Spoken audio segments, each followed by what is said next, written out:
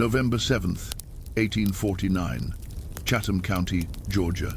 A woman stands on an auction platform in the center of Savannah's public market, her hands bound with rope that has already worn the skin of her wrists raw.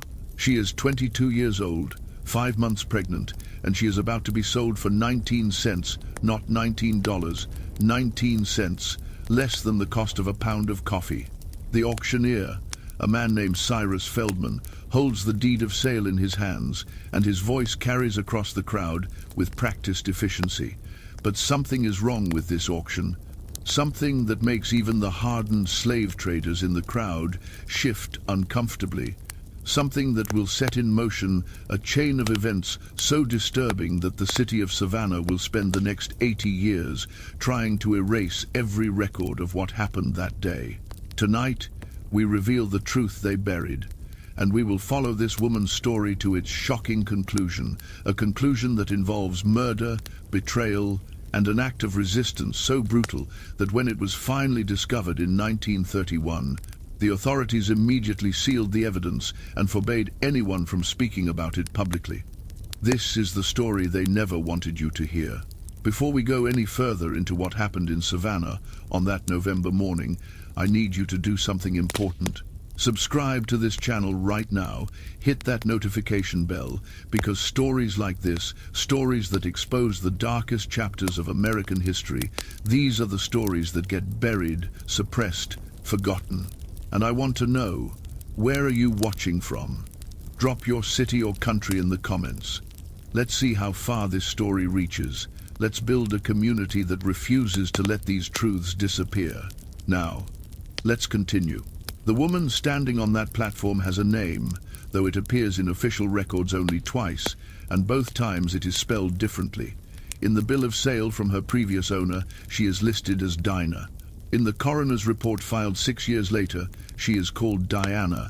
For our purposes, we will call her Dinah, because that is the name she used when she finally spoke, when she finally told her story to the one person who listened. Dinah was born in 1827 on a rice plantation outside Charleston, South Carolina. She never knew her father.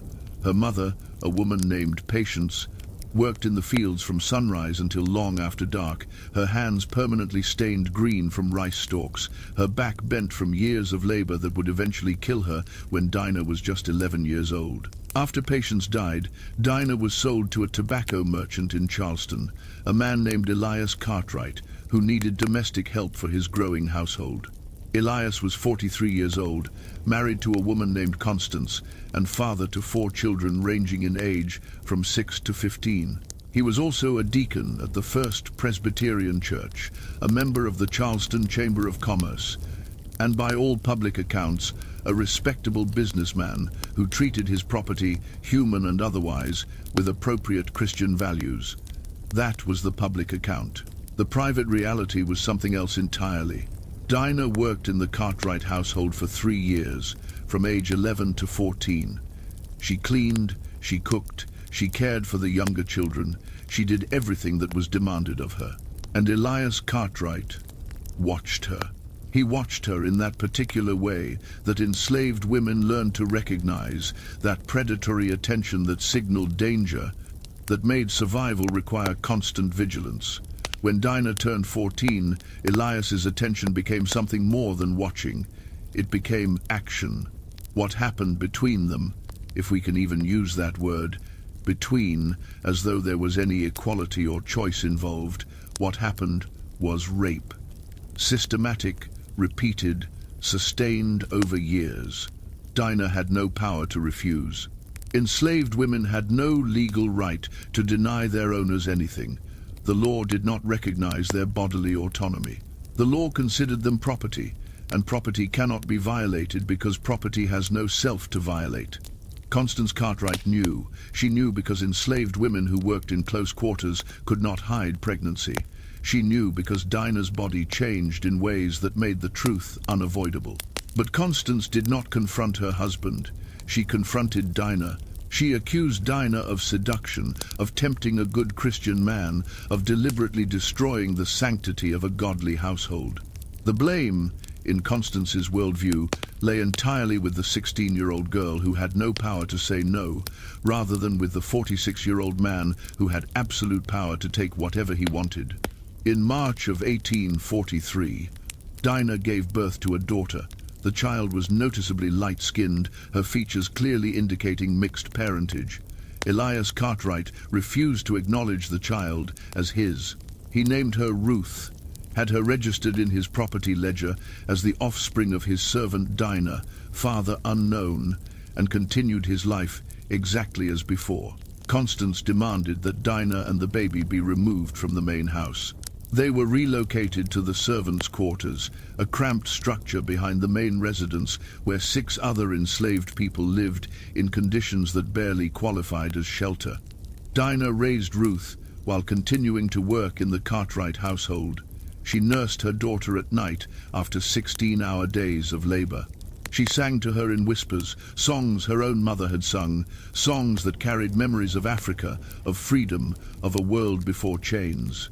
And she watched as Ruth grew, as the child's features became increasingly undeniable evidence of who her father was, as the resemblance to Elias Cartwright became so obvious that neighbors began to whisper, to speculate, to understand what everyone had always known but politely ignored. In 1847, when Ruth was 4 years old, Elias Cartwright sold her. He sold her to a slave trader named Marcus Pennington for $400, a standard price for a healthy child of that age.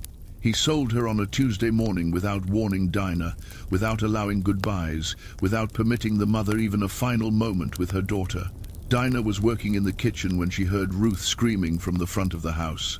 By the time she ran outside, the child was already gone, loaded into a wagon that was disappearing down the street, her small hands reaching back toward the only home she had ever known. Dinah collapsed in the street. The other enslaved people in the household had to carry her inside. For 3 days, she did not speak, did not eat, barely moved.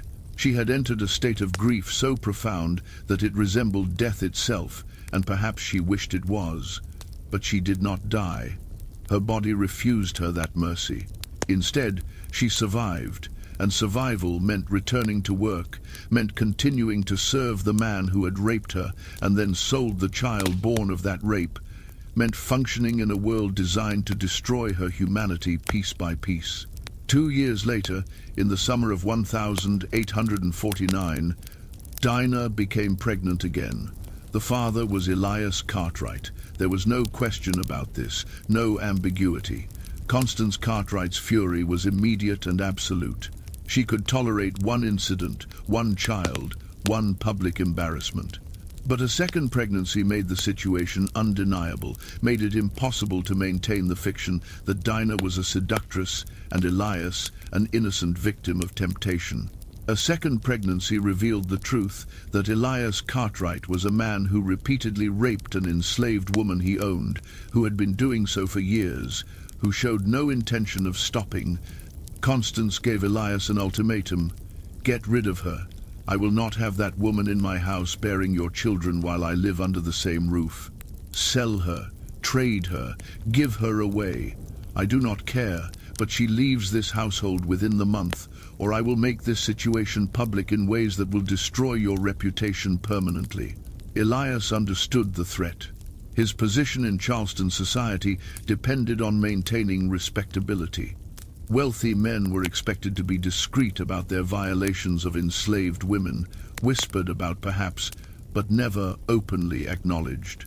A wife, publicly accusing her husband of serial rape of his property that would cross a line that even Charleston's tolerant attitude towards slavery could not ignore. So Elias made arrangements. He contacted a business associate in Savannah, a merchant named William Hadley, who owed him money from a failed cotton investment. Elias proposed a transaction. He would forgive Hadley's debt, approximately $800, in exchange for Hadley purchasing Dinah and taking her to Savannah, far enough from Charleston that she would never return, far enough that Constance would never have to see her again, far enough that Elias could pretend she had never existed. Hadley agreed. The transaction was arranged for early November, during Savannah's regular public auction, where such sales occurred with administrative efficiency. But Elias added one specific condition to the sale, a condition so cruel that it reveals the depth of his vindictiveness. He set Dinah's minimum price at 19 cents. The amount was deliberate, calculated to humiliate. In 1849, the average price for an enslaved woman of childbearing age ranged from $700 to $900. A pregnant woman carrying a child who would eventually become additional property should have been valued even higher. By setting the price at 19 cents, Elias achieved several goals simultaneously. He demonstrated that Dinah had no value to him whatsoever. He ensured that she would be purchased by someone who recognized she was being offered as damaged goods, someone who would treat her accordingly. And most importantly, he guaranteed that Dinah would understand exactly how worthless he considered her, how utterly disposable she was in his eyes. William Hadley traveled to Charleston in early November to finalize the arrangement.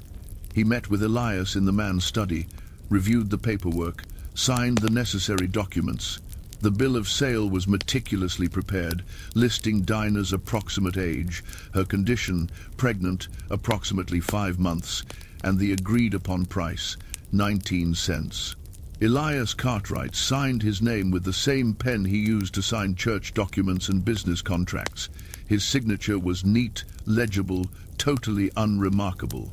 Just another transaction in a life built on transactions. Dinah was informed of the sale the night before she was to leave Charleston. She was given no choice, no opportunity to gather belongings because she had no belongings, no chance to say goodbye to the people she had lived alongside for years.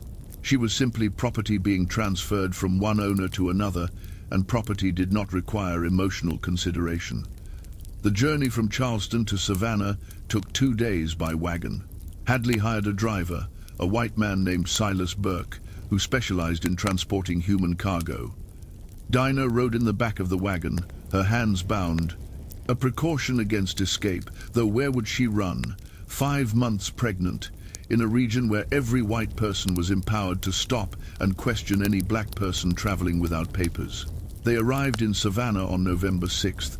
The city was larger than Charleston, busier, filled with the sounds of commerce and construction.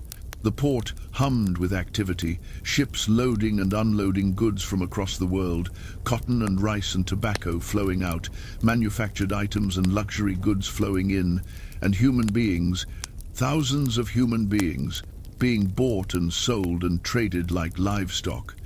William Hadley took Dinah directly to the auction house, a large wooden structure near the waterfront where sales occurred 3 times weekly. The auctioneer, Cyrus Feldman, examined Dinah with the practiced eye of someone who had evaluated thousands of people for sale. He noted her age, her condition, her general health. Then he saw the bill of sale, saw the minimum price of 19 cents, and his expression changed.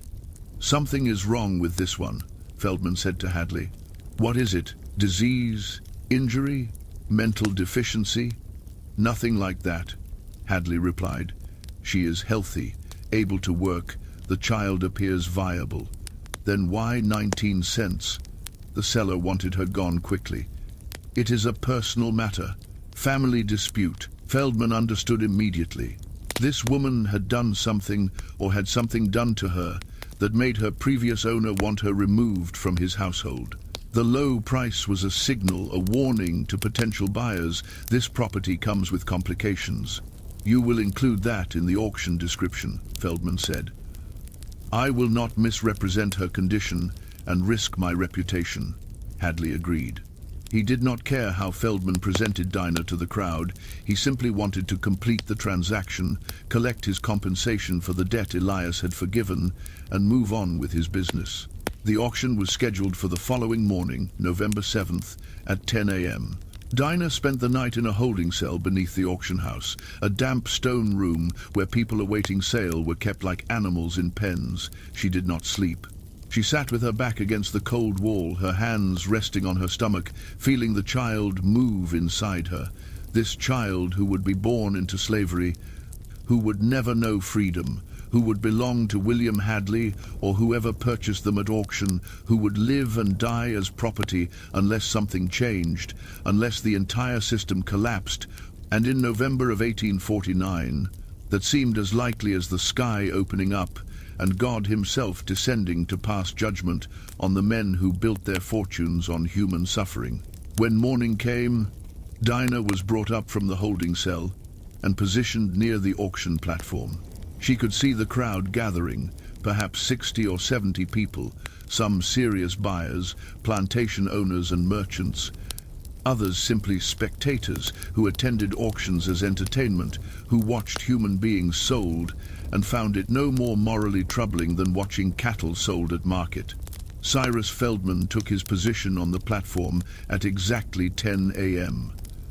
The November sun was already warm, and the air smelled of salt water and tobacco smoke. Feldman began with furniture, several chairs and a dining table from an estate sale. Then livestock, a pair of horses, some chickens. Then human beings. He sold a young man, approximately 20 years old, for $950. He sold an elderly woman, described as an excellent cook, for $300. Then he called for Dinah.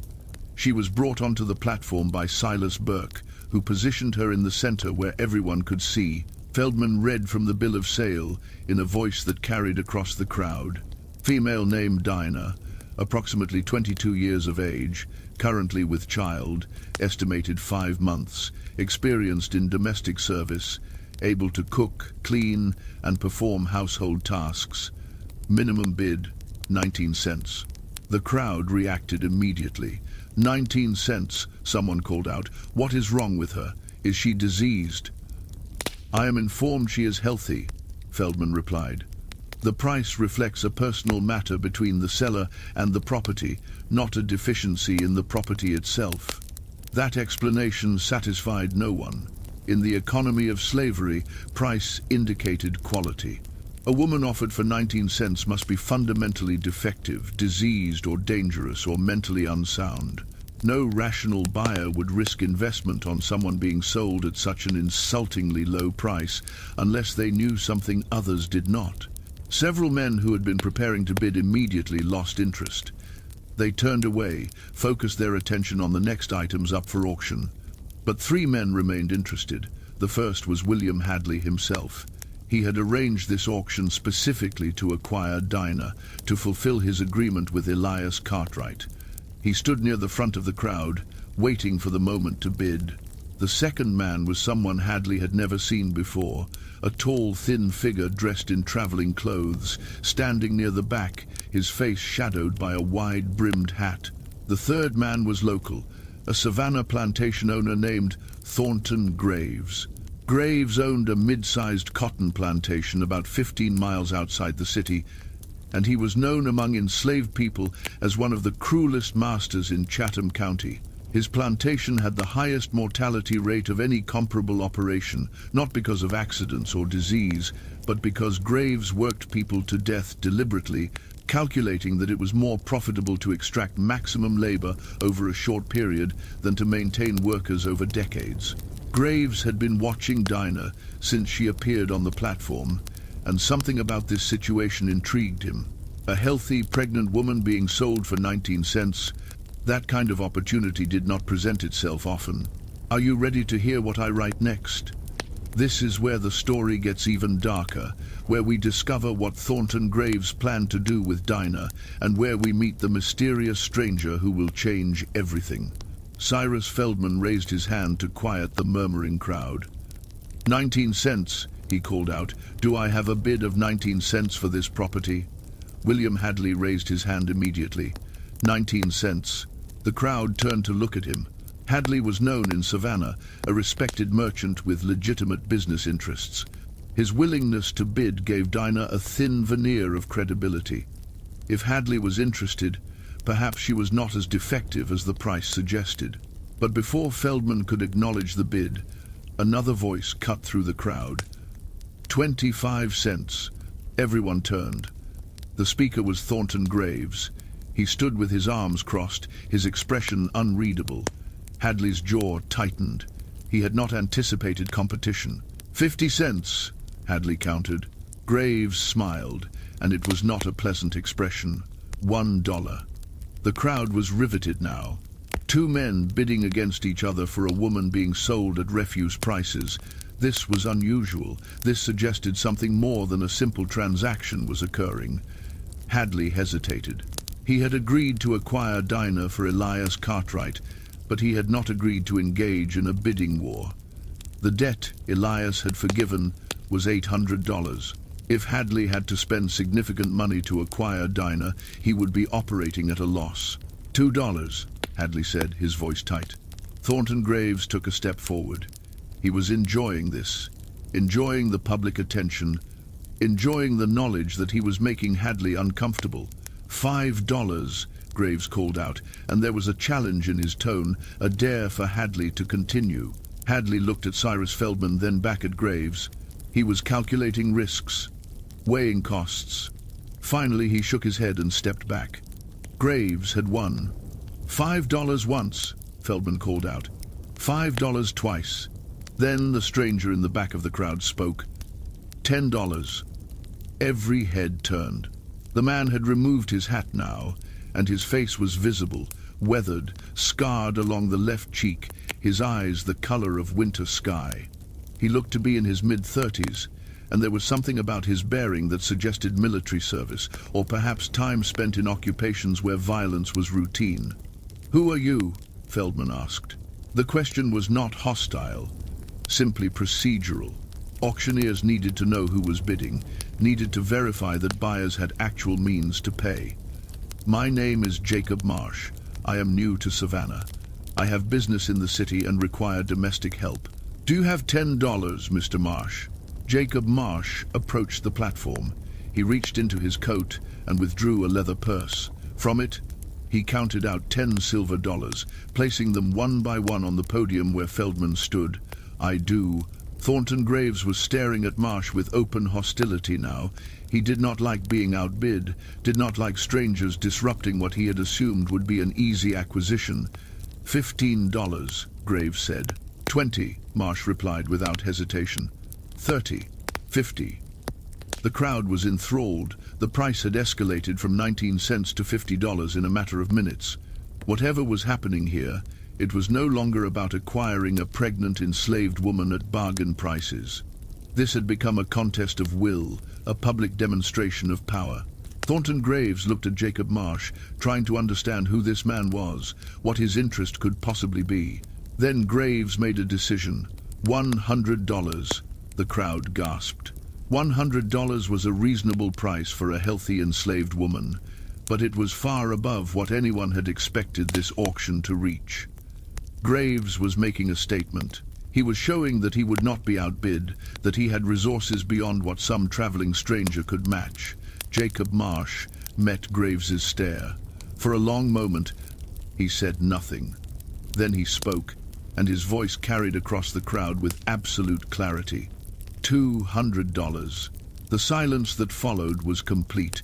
$200 exceeded the rational value of this transaction by any measure. Even accounting for Dinah's pregnancy, even assuming the child survived and became valuable property in the future, $200 represented an investment that would take years to recoup. Thornton Graves understood what was happening. This was no longer about money. This was about dominance, about refusing to yield.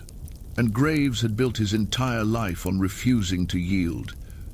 $300, Graves said. His voice was hard now, angry. $350, Marsh counted. $400, $500. The amounts climbed. $600, $700, $800. When the bidding reached $1,000, William Hadley quietly left the auction house.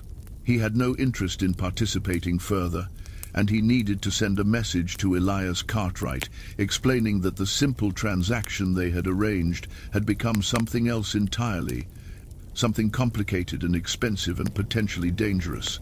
At $1,200, Thornton Graves stopped bidding. Not because he lacked funds, but because he suddenly understood that Jacob Marsh would continue bidding until Graves bankrupted himself. This stranger was not trying to acquire property. He was trying to destroy whoever opposed him. $1,200 once, Feldman called out. His voice was uncertain now. This auction had spiraled beyond anything in his experience. $1,200 twice. He looked at Thornton Graves, giving the man one final opportunity to bid. Graves shook his head, his face flushed with humiliation and rage. Sold to Mr. Jacob Marsh for $1,200. The crowd erupted in conversation. $1,200 for a woman who had been offered at 19 cents. The story would spread through Savannah by nightfall, would become legend, would be repeated and embellished until no one remembered the actual facts, only the mythology. But Dinah, standing on that platform throughout this entire exchange, her hands still bound, her pregnancy visible beneath the thin dress she wore, Dinah understood something the crowd did not. She understood that she had just been purchased by a man willing to spend a fortune to prevent her from being purchased by someone else. And that meant Jacob Marsh either knew something about her that made her extraordinarily valuable, or he knew something about Thornton Graves that made preventing Graves from acquiring her worth any price. Either possibility terrified her. The paperwork was completed within the hour. Jacob Marsh paid the $1,200 in cash, counted out in gold coins that he produced from a leather bag he carried. Cyrus Feldman prepared the deed of sale, listing Dinah's description, her approximate age, her condition. At the bottom of the document, in the space for the buyer's signature, Jacob Marsh wrote his name in neat, careful script. By law, Dinah was now his property. Thornton Graves watched this transaction from across the auction house, his expression dark with fury. When Marsh turned to leave, leading Dinah toward the exit, Graves intercepted him. "Mr. Marsh, a word." Jacob Marsh stopped. He did not release Dinah's arm. When he turned to face Graves, his expression was carefully neutral. "Mr. Graves, you have made a poor investment. That woman is not worth half what you paid." "Perhaps. Then why did you bid so aggressively?" "Because I wanted her, and I have the means to pay for what I want." Graves took a step closer. "You are new to Savannah, so perhaps you do not understand how things work here. Certain people are accustomed to certain courtesies. When I am bidding on property, others generally defer." "Is that so?" Marsh said. His tone was mild, but there was something beneath it, something cold. "Then perhaps you should have bid higher." The two men stood facing each other, and the tension between them was palpable, dangerous. Finally, Graves stepped back. "Enjoy your purchase, Mr. Marsh. I am sure you will find her everything you hoped for." He turned and walked away. But Dinah could see the rigidity in his shoulders, the barely contained violence in his movements. This was not over. Men like Thornton Graves did not accept public humiliation quietly. Jacob Marsh led Dinah out of the auction house and into the street. The November sun was high now, and the city was busy with midday activity. Marsh walked quickly, not roughly, but with purpose, as though he wanted to put distance between himself and the auction house as rapidly as possible. They reached a wagon parked 2 blocks away, a simple farm cart with a canvas cover. Marsh helped Dinah climb into the back, his touch impersonal but not cruel. Then he climbed onto the driver's bench, took up the reins, and urged the horse forward. They rode in silence through Savannah's streets, past storefronts and residences, past the city market where vendors sold vegetables and fish, past the cathedral with its Spanish architecture, past the boundary where urban development gave way to forest and farmland. Only when they were well beyond the city limits, when the road had narrowed to a dirt path surrounded by pine trees and palmetto scrub, did Jacob Marsh finally speak. "My name is Jacob Marsh. You will call me that, or you will call me sir, whichever you prefer. I am not going to hurt you. I am not going to sell you. And I am not going to force myself on you. Do you understand?" Dinah said nothing. She had heard promises before, had learned that men said many things to gain compliance, that words meant nothing without actions to support them.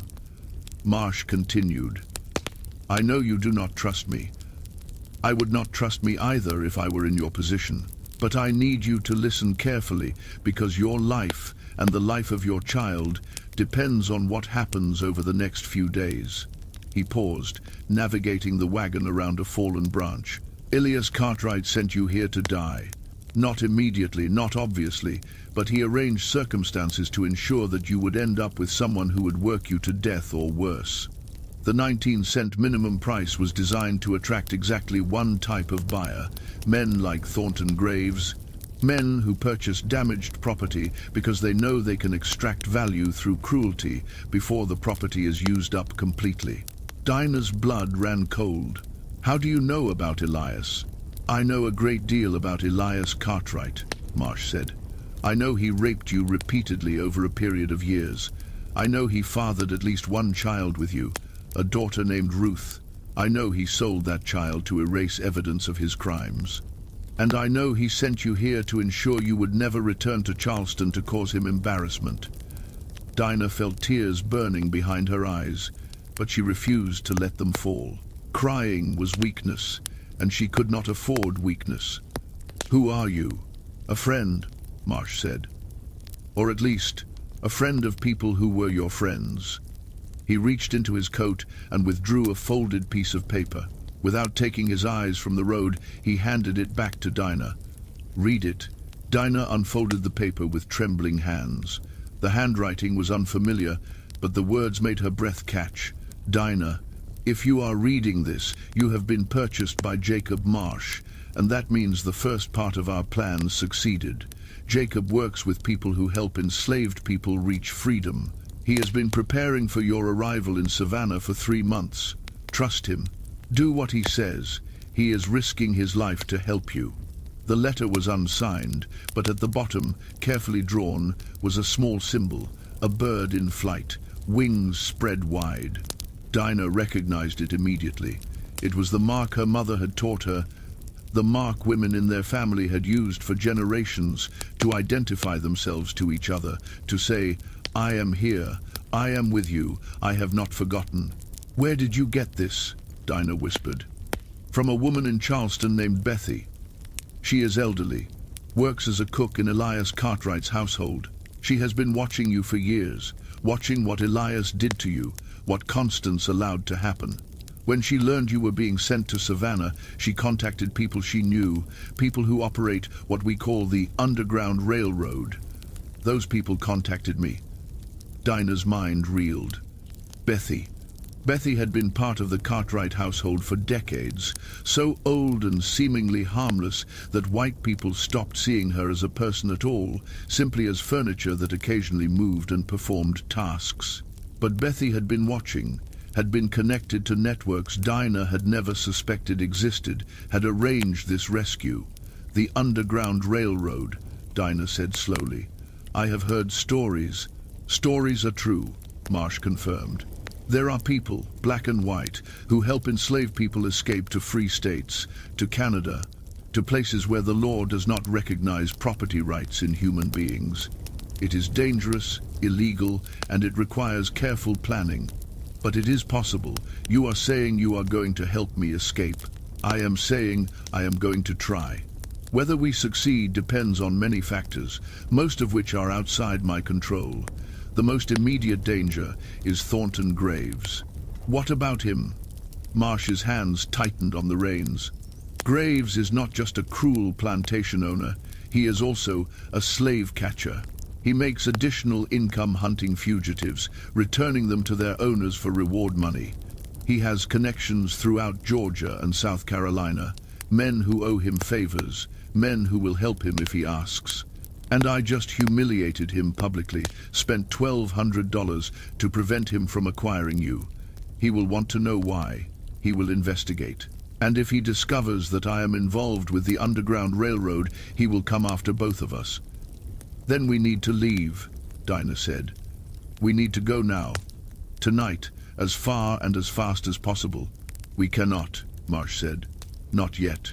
Why not? Because Graves will be watching the roads out of Savannah. He will have men at checkpoints, asking questions, looking for anyone matching our descriptions. If we run immediately, we will be caught within 2 days. Then what do? We hide in plain sight. Marsh turned the wagon onto a smaller path, barely visible through the underbrush. We go to a place Graves would never think to look, and we wait until he stops watching so carefully. Then we move. Where is this place? You will see. They traveled deeper into the forest, following paths that seemed to exist more as animal trails than as roads meant for wagons.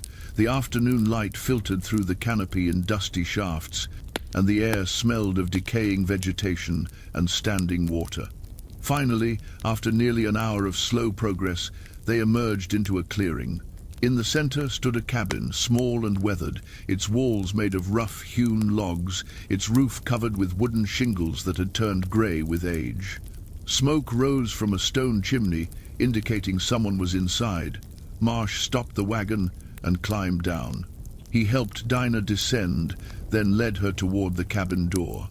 Before he could knock, the door opened. The woman who stood in the doorway was perhaps 50 years old, her hair wrapped in a blue cloth.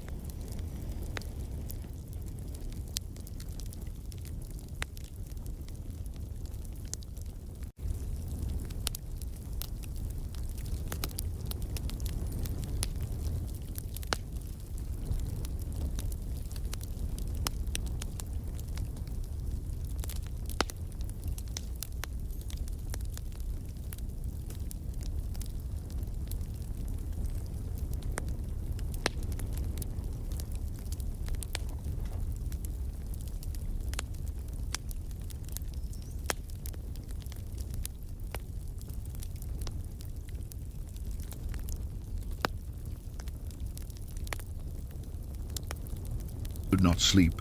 She lay in the darkness, listening to Sarah's breathing, to the sounds of the forest outside, to the movement of her child within her body. She thought about Ruth, her daughter sold away 2 years earlier, wondered where that child was now, whether she was alive, whether she remembered her mother at all.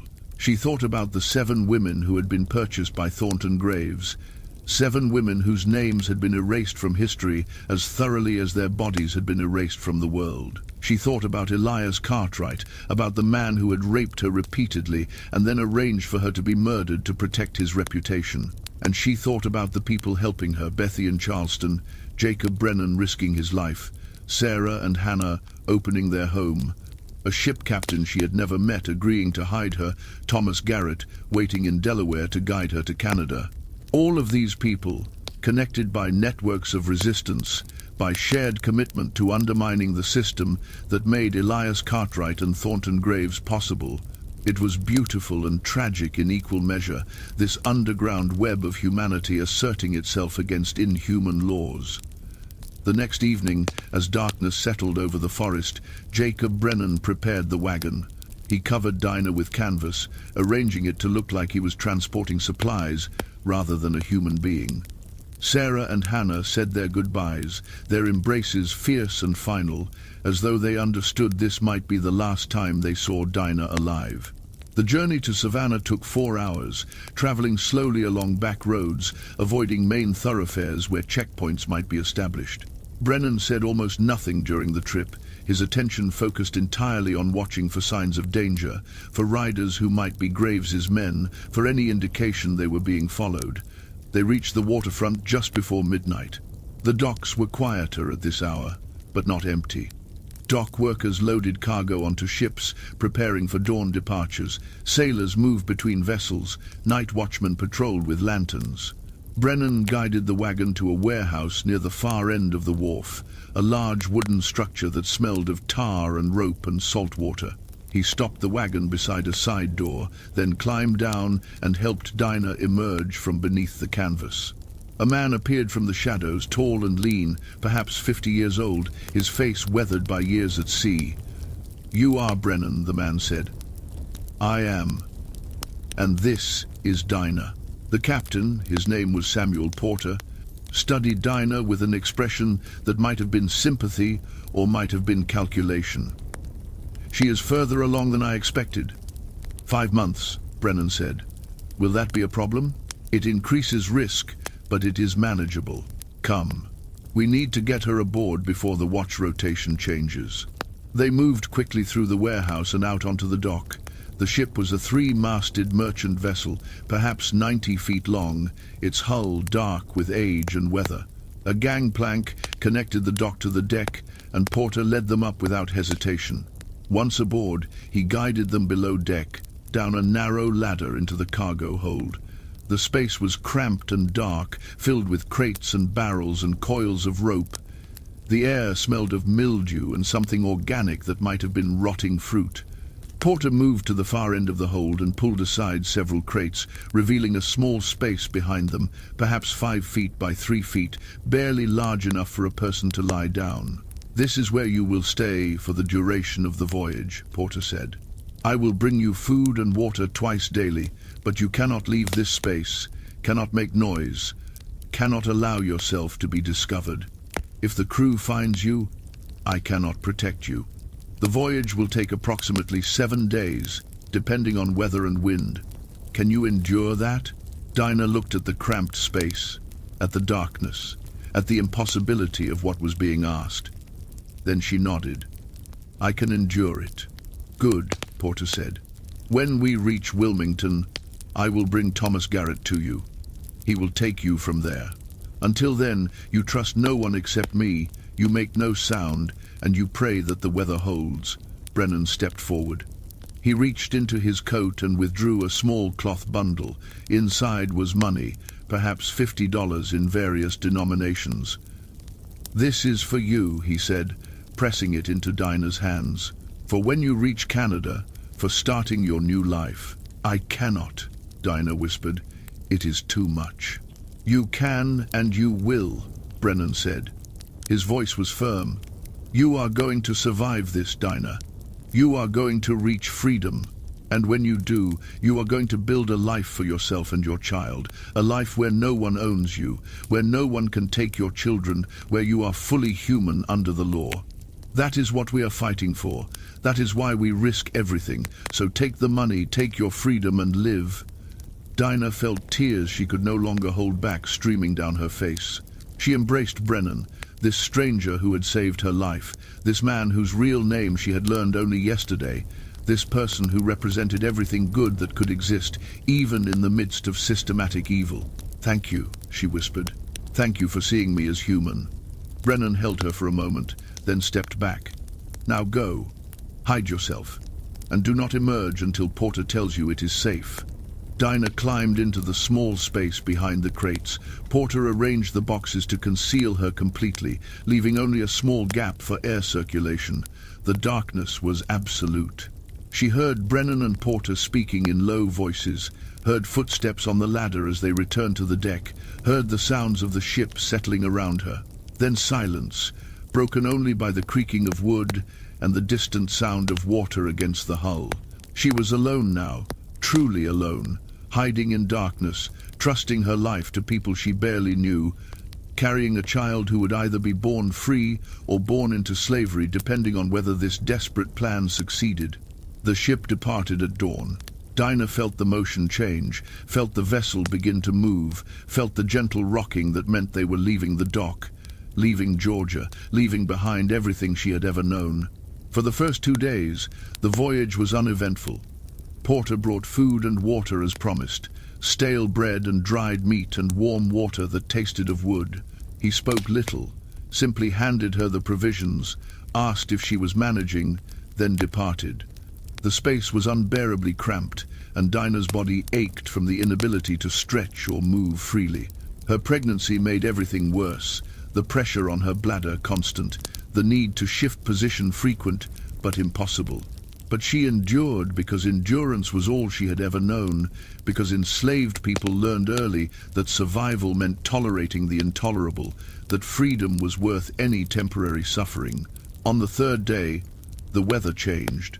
Dinah heard thunder in the distance, felt the ship begin to pitch more violently. The storm hit with full force that afternoon, transforming the gentle rocking into violent heaving. The cargo hold became chaos, crates shifting with each massive wave, barrels rolling, ropes swinging. Dinah pressed herself into the corner of her hiding space, her arms wrapped protectively around her stomach, praying the crates concealing her would not shift enough to expose her or crush her. The storm lasted through the night and into the following morning. During those hours, Dinah experienced fear beyond anything she had known before. She had survived rape, had survived the sale of her child, had survived being sold herself for 19 cents. But this was different. This was nature itself trying to kill her. Water and wind indifferent to human suffering, to human law, to human evil. If the ship sank, she would drown in this hold, trapped behind crates, unable even to attempt survival. Her child would die with her, both of them erased as thoroughly as the 7 women Thornton Graves had murdered. When the storm finally broke, when the motion of the ship returned to something resembling normal, Dinah waited for Porter to appear with food and water. But he did not come. The morning passed, then afternoon, then evening. No food, no water, no contact. Dinah's throat burned with thirst and her stomach cramped with hunger. She tried to remain calm, tried to tell herself that Porter was simply delayed, that the storm had created problems requiring his attention elsewhere on the ship. But as the second day without provisions began, panic started to set in. Had something happened to Porter? Had he been injured during the storm? Or worse, had he been discovered helping her? Had the crew found out about her presence? On the third day without food or water, Dinah began to accept that she might die here. She was weak, lightheaded, her lips cracked and bleeding. The baby moved less frequently now, as though it too sensed the approaching end. She thought about praying, but to whom? To a God who had allowed her to be enslaved, to be raped, to be sold like livestock. What God would sanction such a world? Then she heard footsteps on the ladder, heard someone moving through the cargo hold. Please let it be Porter, she thought. Please let it be help and not discovery. The crates in front of her hiding space shifted, and light flooded in, painful after days of darkness. A face appeared, but it was not Porter's. It was a younger man, perhaps 25, with red hair and a sailor's weathered skin. His eyes widened when he saw her. "Sweet Jesus," he whispered. "There is actually someone here." Porter said there might be, but I did not believe him. Dinah tried to speak, but her throat was too dry. The sailor, his name was Michael, lifted a canteen to her lips. "Small sips," he said. "You have gone too long without water. You need to drink slowly, or you will vomit." Dinah drank, and the water was the most beautiful thing she had ever tasted. "Where is Porter?" she managed to ask. "Dead," Michael said. His voice was grim. "He fell during the storm, broke his neck. We buried him at sea yesterday morning. Before he died, he told me about you, told me where you were hidden, told me I needed to keep you alive until we reached Wilmington, so here I am." "You are going to help me?" Dinah asked, disbelieving. Michael shrugged. "Porter was a good man. If he thought you were worth saving, that is enough for me. Besides, I have no love for the system that makes people property. My father was Irish, came to America to escape famine, worked himself to death in factories. I know what it means to be disposable to rich men. So yes, I am going to help you. We reach Wilmington tomorrow. Until then, you stay hidden, you stay quiet, and you stay alive. Understand?" Dinah nodded. Michael produced food from his coat, hard biscuits and cheese. "Eat slowly," he instructed. "Your stomach needs time to adjust." Then he repositioned the crates, concealing her once more, and departed. The ship reached Wilmington the following afternoon.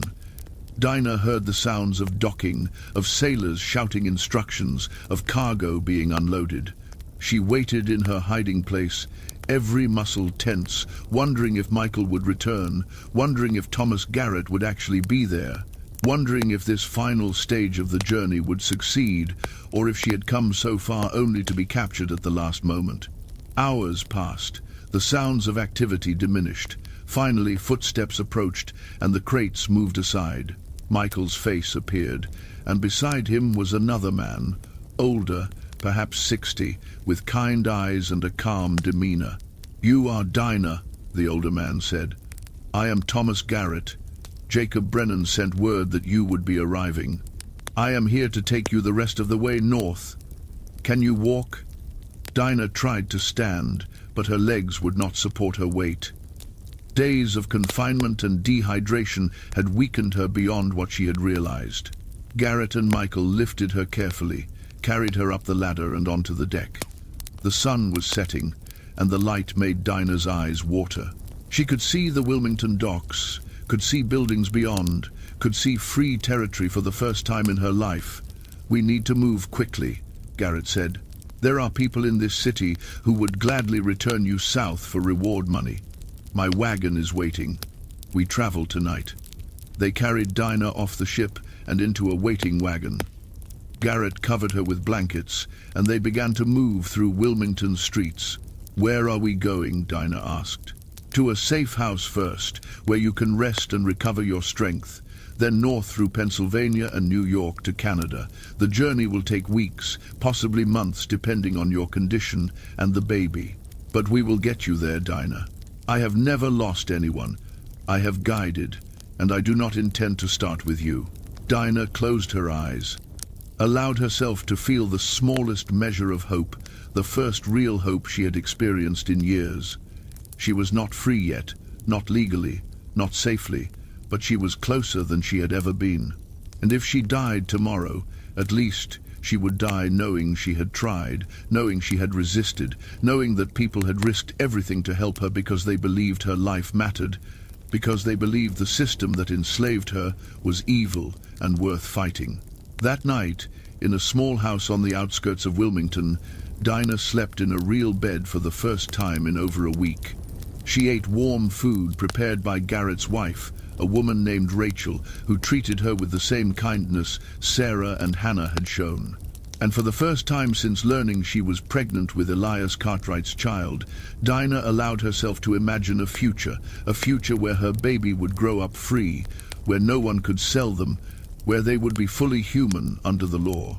It was a fragile hope, easily destroyed, but it was hope nonetheless. And hope, Dinah was learning, was the most dangerous and necessary thing an enslaved person could possess. Dinah's journey from Wilmington to the Canadian border took 7 weeks. 7 weeks of traveling at night through forests and farmland, 7 weeks of hiding in barns and cellars and attics, 7 weeks of trusting strangers whose only connection to her was a shared belief that slavery was an abomination that required resistance. Thomas Garrett guided her through Pennsylvania, passing her from one conductor to another, each person in the chain knowing only what they needed to know, enough to help, but not enough to endanger the entire network if they were caught. In a farmhouse outside Philadelphia, Dinah met a Quaker family named Coleman, who gave her new clothes, sturdy boots, a warm coat for the journey ahead. In Rochester, New York, she stayed 3 days with Frederick Douglass himself, the famous abolitionist who had escaped slavery years earlier and now dedicated his life to helping others achieve the same freedom. Douglass spoke to her about the importance of telling her story once she reached safety, of documenting what had been done to her, of bearing witness so that future generations would understand the reality of slavery beyond the sanitized versions slaveholders preferred to present. "Your survival is an act of resistance," Douglass told her. "Every day you live free is a defeat for Elias Cartwright, for Thornton Graves, for every person who profited from your bondage. Do not waste that victory by remaining silent." By the time Dinah reached the Canadian border in late January of 1850, she was 8 months pregnant, exhausted beyond measure, but alive. She crossed into Ontario on a night so cold the ground was frozen solid, her breath visible in the frigid air. The moment she stepped onto Canadian soil, she fell to her knees, not from weakness, though she was weak, but from the overwhelming realization that she had actually done it. She had escaped. She was free, not just spiritually or morally free, but legally free, under the protection of a government that did not recognize property rights in human beings. Thomas Garrett knelt beside her. "You made it, Dinah. You are safe now. No one can take you back. No one can claim ownership of you or your child. You are free." Dinah wept, great racking sobs that came from somewhere deep inside her, from the place where she had buried years of grief and rage and fear. She wept for herself, for Ruth, for her mother Patience, for the 7 women Thornton Graves had murdered, for every person still enslaved in the South, for the sheer cruelty of a world that required such desperate measures simply to be recognized as human. Garrett helped her to her feet, and they walked the final mile to a settlement of formerly enslaved people who had established a community near the border. The settlement was called Dawn, and it consisted of approximately 200 people who had escaped slavery and were now building lives as farmers, craftspeople, teachers. They welcomed Dinah with open arms, with food and shelter, and the kind of safety she had never known. 3 weeks later, on February 19th, 1850, Dinah gave birth to a son. The labor was difficult, lasting nearly 18 hours, but a midwife named Clara, herself a former enslaved person from Virginia, guided Dinah through it with patience and skill. When the baby finally emerged, screaming his fury at the world, Dinah held him and felt something shift inside her. Something that might have been joy or might have been terror at the responsibility of raising a free child in a world that still wanted to enslave him. "What will you name him?" Clara asked. Dinah looked down at her son's face, at his tiny fists waving, at the undeniable evidence that Elias Cartwright was his father written in his features. For a moment, she considered naming him after someone she had loved, after her mother, or after William, the person she might have wanted his father to be. But then she thought about all the people who had helped her reach this moment, all the people who had risked everything, and she made her decision. "His name is Jacob," she said. "After Jacob Brennan, the man who saved my life." Clara smiled. "Jacob is a good name. A strong name. That boy is going to grow up free, Dinah. He is going to have opportunities you never had. He is going to live in a world where no one owns him. Make sure he knows how many people fought to give him that chance." "I will," Dinah promised. "I will tell him everything." Dinah lived in Dawn for 3 years, working as a seamstress and helping other newly arrived fugitives adjust to freedom.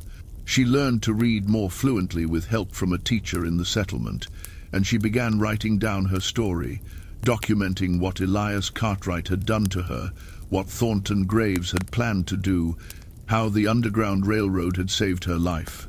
In 1853, she married a man named Samuel Richards, a blacksmith who had escaped from Maryland 5 years earlier. Samuel was kind and patient, and he understood that Dinah's past was not something that could be forgotten or erased, but something that needed to be honored and remembered. They had 2 more children together, both daughters, and they raised all 3 children with the understanding that their freedom had been purchased with the courage and sacrifice of people who believed justice mattered more than law. But Dinah never forgot about Ruth. Her first daughter, the child Elias Cartwright had sold in 1847.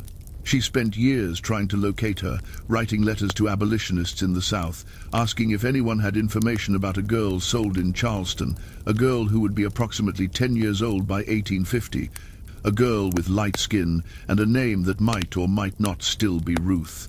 The search consumed her, became an obsession that Samuel gently tried to temper, but ultimately supported because he understood that no mother could be whole while her child remained lost. In 1856, Dinah received a letter from a Quaker missionary in South Carolina. The letter contained information about a girl matching Ruth's description who had been working on a plantation outside Charleston.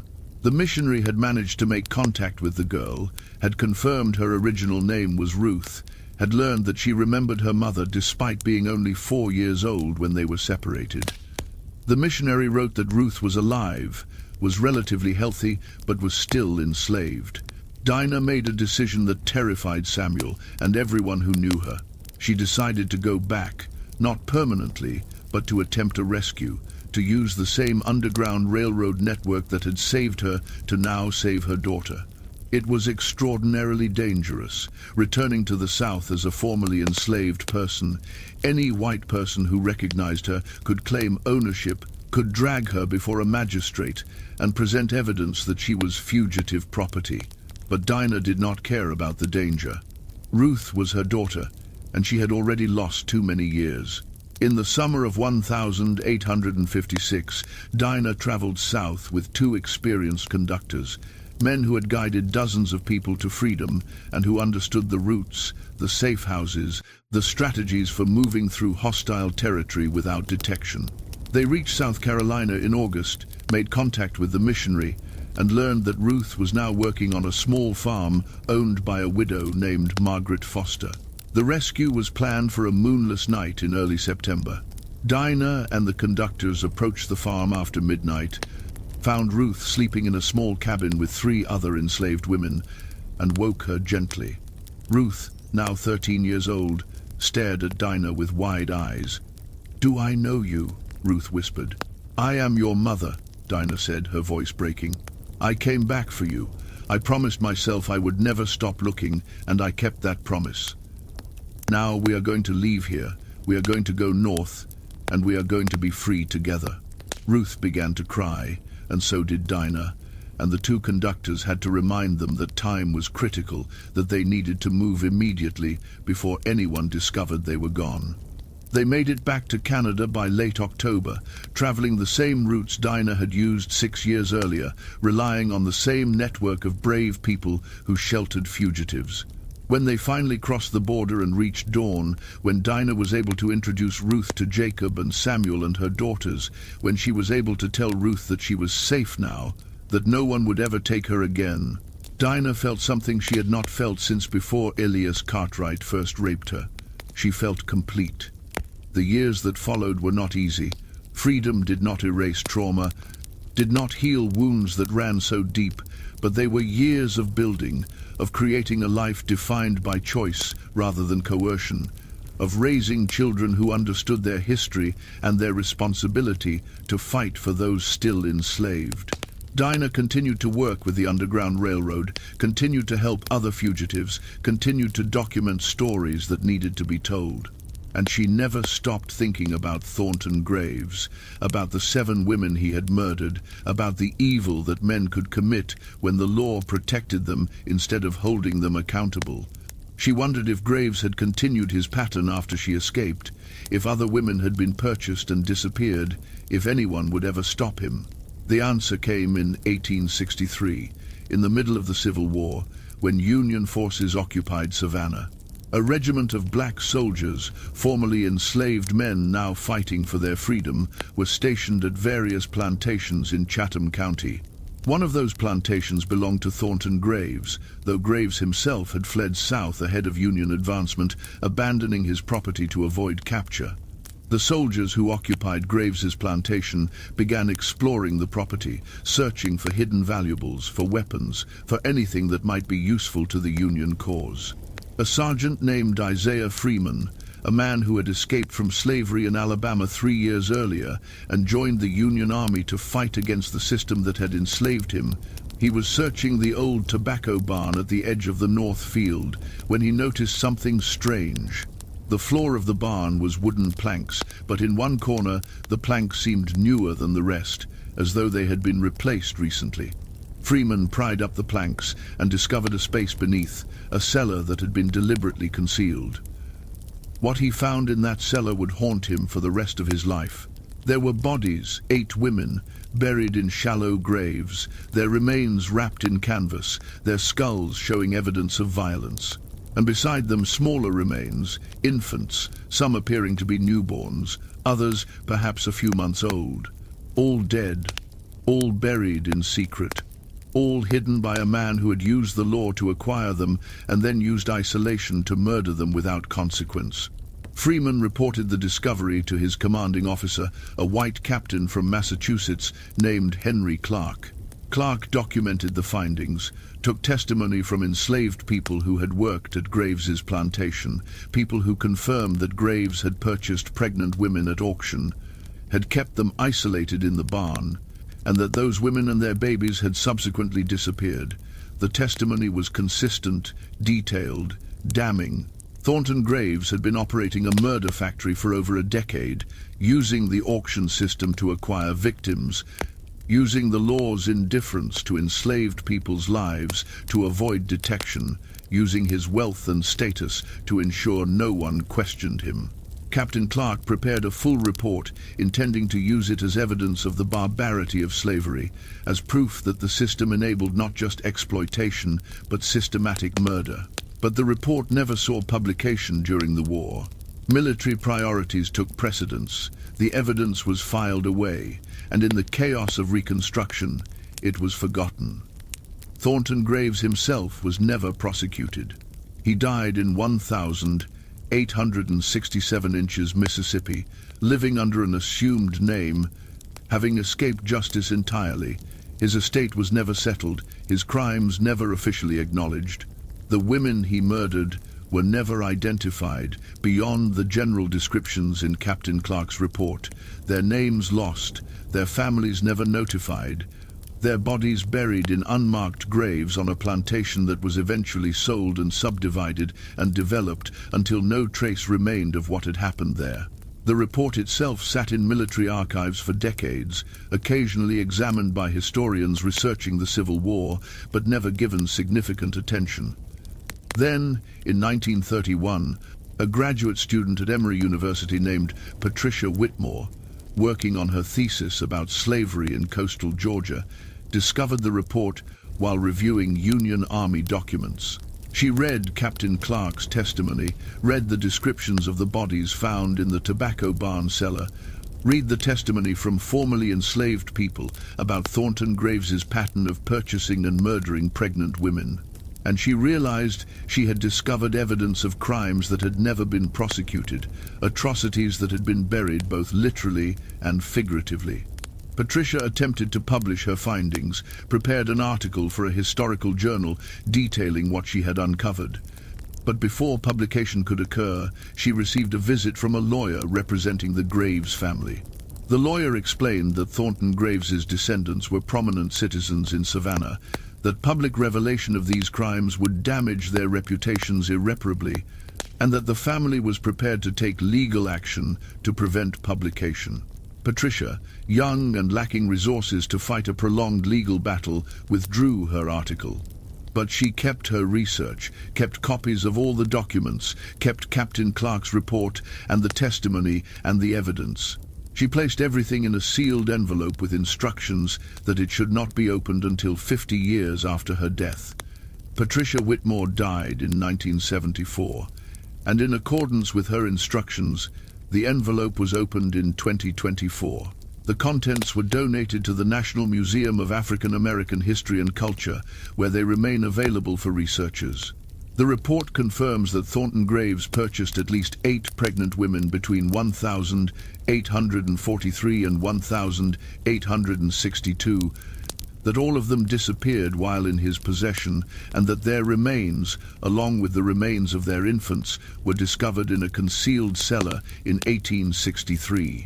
The report does not contain the women's names, does not provide information about where they came from or who their previous owners were, simply lists them as victims of systematic murder, enabled by a legal system that treated them as property rather than as human beings deserving of protection. Dinah lived until 1891, reaching the age of 64, which was remarkably long given the hardships she had endured. She died in Dawn, surrounded by her children and grandchildren, by people who loved her and valued her. In her final years, she had continued to tell her story to anyone who would listen, had continued to document the evil of slavery, had continued to insist that the nation needed to confront its history honestly rather than constructing comfortable mythologies about benevolent masters and contented enslaved people. Among her papers, discovered after her death, was a journal she had kept for over 40 years. The journal contained detailed accounts of everything that had happened to her, from her childhood on the rice plantation, to the years in Elias Cartwright's household, to the auction in Savannah where she was sold for 19 cents, to her escape via the Underground Railroad, to her return to rescue Ruth. On the final page of the journal, written just weeks before her death, Dinah had included a message to future readers. She wrote, "I was sold for 19 cents because the man who owned me wanted me to understand that I was worthless in his eyes. But I was never worthless. No human being is worthless, no matter what the law says, no matter how they are treated. I survived because people who understood this truth were willing to risk everything to help me. Jacob Brennan, Sarah and Hannah, Captain Porter, Michael the Sailor, Thomas Garrett, Frederick Douglass, and dozens of others whose names I never learned, but whose courage saved my life. I tell this story not because I am special, but because I am not. There were millions like me, millions who suffered, millions who resisted, millions who died trying to be free. Their names are lost, but their lives mattered. Their struggles mattered. Remember them, honor them, and never allow anyone to tell you that slavery was anything other than what it was, the greatest crime this nation ever committed, a crime enabled by law, sanctioned by churches, defended by politicians, and profitable for those who benefited from it. What happened to the other people in Dinah's story provides its own form of closure, incomplete and imperfect, but real. Jacob Brennan continued working with the Underground Railroad until the Civil War began, at which point he joined the Union Army and served as an intelligence officer, using his experience with covert operations to gather information behind Confederate lines. He survived the war and lived until 1879, dying in Pennsylvania at age 62. Sarah and Hannah, the women who sheltered Dinah in their cabin outside Savannah, continued operating their safe house until 1861, when the increasing danger of Union naval blockades and Confederate paranoia made their work impossible. Both survived the war and relocated to Pennsylvania, where they continued helping formerly enslaved people adjust to freedom. Elias Cartwright died in 1865, shortly after the Confederate surrender. His Charleston home was burned during the Union occupation, his property confiscated, his fortune destroyed. He died bankrupt and alone in a boarding house, and his obituary made no mention of the crimes he had committed, simply described him as a respected businessman fallen on hard times. His wife Constance survived him by 20 years, living in reduced circumstances, but never publicly acknowledging her complicity in his abuse of Dinah. William Hadley, the man who had arranged Dinah's auction in Savannah, lost everything during the war and disappeared from historical records entirely after 1863.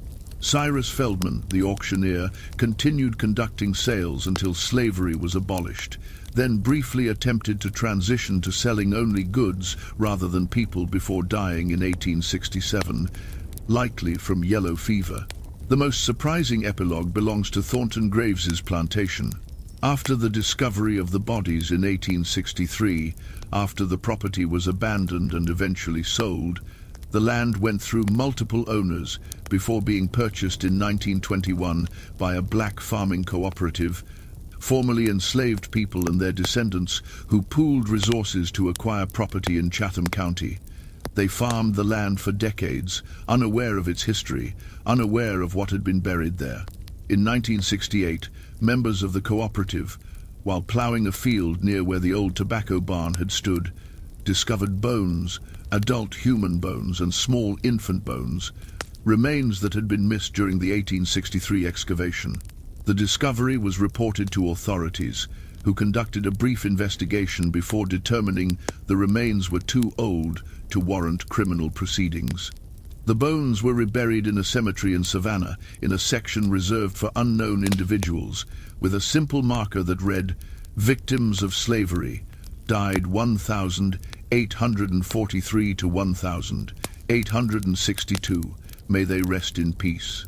It is not enough, not remotely sufficient to honor the lives that were stolen, the suffering that was inflicted, the evil that was permitted by legal and social systems designed to protect wealth and power rather than vulnerable people. But it is something, a small acknowledgement that these women existed, that they mattered, that their deaths were not natural or inevitable, but were murders committed with impunity. Dinah's story, and the stories of the women Thornton Graves murdered, represent just a fragment of the larger atrocity that was American slavery. 4 million people were enslaved in 1860.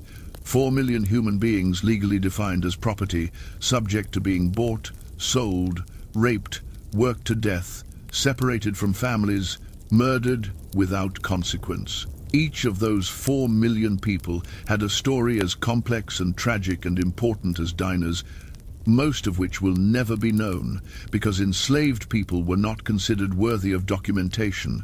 Their lives recorded only in property ledgers and auction receipts, their humanity deliberately erased by people who profited from that erasure. But some stories survive, preserved by people like Dinah, who insisted on documenting their experiences, preserved by abolitionists who recognized the importance of bearing witness, preserved by historians who refuse to accept sanitized versions of the past, preserved by descendants who understand that remembering is itself an act of resistance against those who would prefer we forget.